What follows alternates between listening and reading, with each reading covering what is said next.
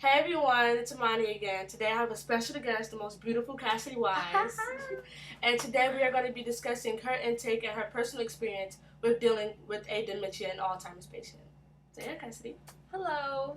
So who was diagnosed in your family with dementia? My great-grandmother, whose name is Iola Brown, she was diagnosed when I was like 2 years old. And when she was diagnosed, I know you didn't really remember anything, but at what age did you start realizing that, oh, something's wrong with my grandmother? Probably when I was able to like realize, like with anybody, like when I realized like who my family was and like stuff like that. Like I grew up with her having it, and I grew up taking care of her. So. Oh wow. So what were some of the responsibilities that you had to do when you had to take care of her? Or help out around the house?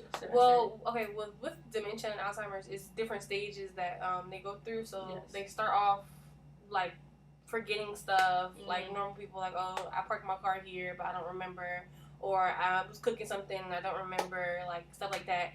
And so then it starts getting worse and worse, and so eventually they just lose everything. So like. When one of the stages that she went through was where she would forget where she was, and so she would try and leave our house. And so I had to make sure that she didn't leave and she wouldn't be just roaming the streets because she didn't know where she was going. So I had to make sure that she didn't leave, stuff like that. And then like maybe like 3 years ago, she forgot how to walk. Oh wow. So I had to like feed her. She didn't know how to feed herself. I had to feed her, I had to bathe her, I had to clothe her, I had to like clean her up. So, yeah. And now with dealing with a dementia patient and taking care of them, being a full-time caretaker, it does have an emotional effect. So was there any counseling or was there any research that your family did when they first realized that something's wrong with our mother or our grandmother?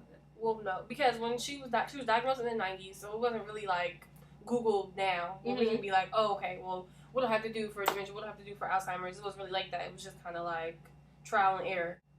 Well, that's all the time we have for today. Check me out back next week on Monday where we discuss some more topics. See you guys soon.